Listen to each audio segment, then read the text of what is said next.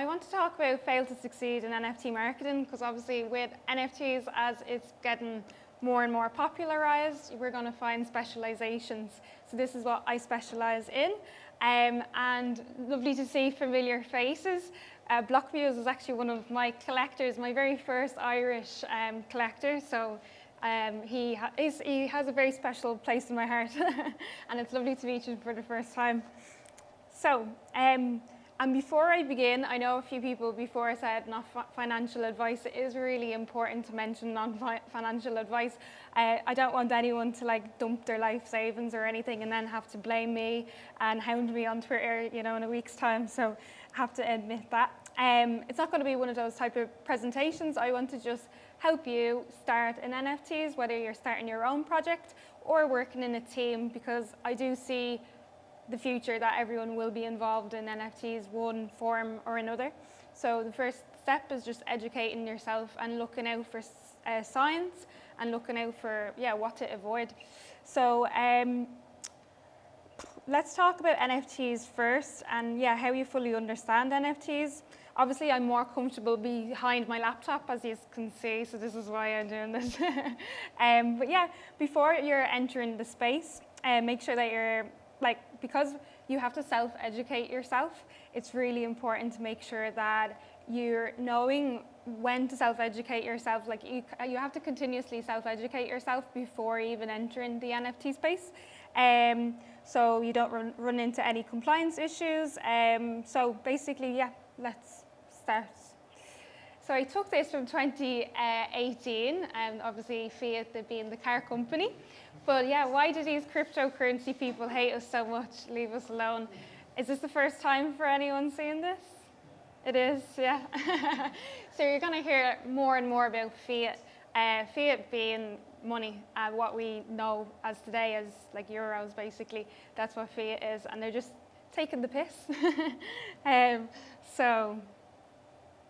What I want to talk about as well on this slide is basically people see NFTs as being some technology really far into the future. I want to talk about it being kind of part of our past, that it's not so much different. It's just a term, I think, that it sets people back a lot.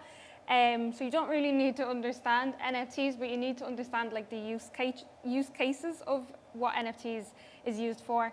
So does anyone ever hear of the Burning Man festival? Has anyone ever been to it? No, either have I. Oh. So the Burning Man festival, what they actually do, or it was kind of rumored at first, what they actually do instead of having cash, instead of paying for let's say their drink with their credit card, what they do instead is actually just exchange. So they bring different things with them and exchange, they trade, they barter for different products. So if you bring jewelry or that sort of thing, you can get a drink for it instead of someone else. So to me, that's basically what NFTs is. And what we're doing with NFTs, we're improving on these past experiences. With NFTs, we're dictating what is the value of physical objects and what is the value of digital objects as well. For me, you can combine the two, and it's called figatals. And so I sell traditional artworks. I sell paintings and then digitalize them and sell them as NFTs as well. Blockviews previously collected about a year and a half ago, I think now. So if you think of NFTs as something that you just don't believe in right now and you're really trying to get your head around it, I can explain it for you. So if you've ever played a video game before, if you've ever even paid entry into a nightclub, that's already dictating value for you without physically receiving something. So if you've ever played a video game, you believe in NFTs. It's just the way that you're observing a new technology now. I think it frightens a lot of people, which is totally understandable as well.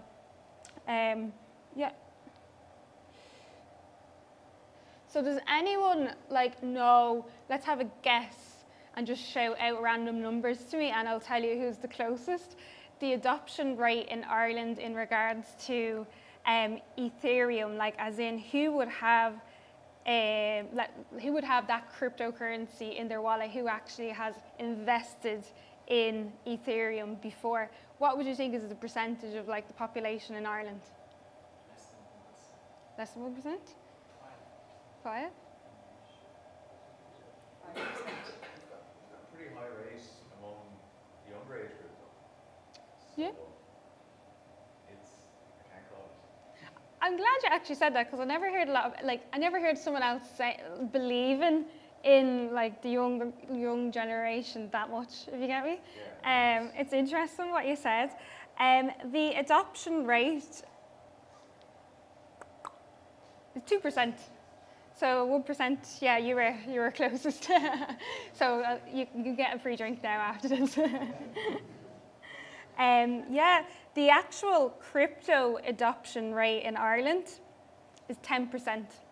So realistically, there should be a bigger jump between the two, I think, because not everyone that is invested in crypto is invested in NFTs. For me, they're two totally separate things. Realistically, like, it's easier to be invested in crypto first and understand the risks that's involved with that before even starting NFTs. So I like to share with you some projects that I've worked on, being solo marketeer in some of these projects, and then with a larger team in some others. So I want to share with you lessons that I've learned over the course of 2 years in NFT marketing. And similar to Rob, I did leave my job about 9 months ago as well. I was working for a software company that specializes in Microsoft products. I was working in the marketing team there. And I just felt like it wasn't giving me total satisfaction in what I was doing. There was certain rules that you had to stick with, and I do like to kind of break rules and try new things a lot. And I felt like NFTs just fitted me because it's such a fast-moving space, and that's what I love. So the one on the top left is called Crypto Skulls. It's a historical NFT project dated back from 2019. On the bottom is your CryptoPunks, and I have to talk about this because CryptoPunks V1, if you haven't heard of the extra V1 at the start, is a project dated back from 2017, but they recently created a wrapper. Wrapper might be too much hard like jargon right now to get your head around, but you'll hear a lot more about a wrapper if you're getting involved in NFTs. But it's dated back from 2017, so I do get involved a lot with historical NFTs. I'm going to be a speaker in Barcelona. They have their first historical NFT event, and I'll be talking more about this in more detail. On the top right is called basically a DAO. Robert was talking about DAOs as well. DAOs are more, you're going to hear a lot more of them in the future. The one on the top right, DAO the 50 is something that I created when I first started NFTs. And what it was to help young artists that are just starting out into the scene and make sure that they sell their very first NFT. Because it's very difficult, as Jonathan said as well, it's very, very difficult to sell your very first NFT. And that's why, even for marketing, and it's something that I love, I do feel I feel terrible for those that have to spend a lot of time on Twitter, on Discord, when their skill isn't technology. Their skill might be traditional artworks, or their skill might be trying to focus on their talent, like poetry. You know, they're two separate things, and it's a full-time job. It really is when you're getting involved in NFTs. So the lessons that I've kind of found out over the past 2 years, I'll just combine them into 3 things here. Only hire what you need and make sure they're up for the commitment. I say this because my very first project that I started with, there was a team of about 11 of us, and we thought it was a great idea at the start because everyone would have set different tasks, and the more people the better. It actually was the worst thing to do ever, because you really see it stands out who works harder than one another, and it just really causes issues. It causes arguments that way, why aren't you as active as this person, and so on. So I'd really, really go against that. Yeah, starting off small, much better, and building your way up, realizing, okay, if we're understaffed, then hire, only then. Try and see how long you can go without overworking anyone. And yeah, if you build your way up, and I hate that word build, because everyone in the NFT space is, I'm a builder. But yeah, it's true. And because the space moves so fast, you do need everyone's input, but everyone's input should be really should have their own opinion, if you get me, and not just follow the crowds. Yeah, it's important everyone is active, just like a Web 2 job. Web 2 job being your 9-to-5 job, and even though there's nothing wrong with that, I just believe that NFTs will be involved in one shape or another in your 9-to-5.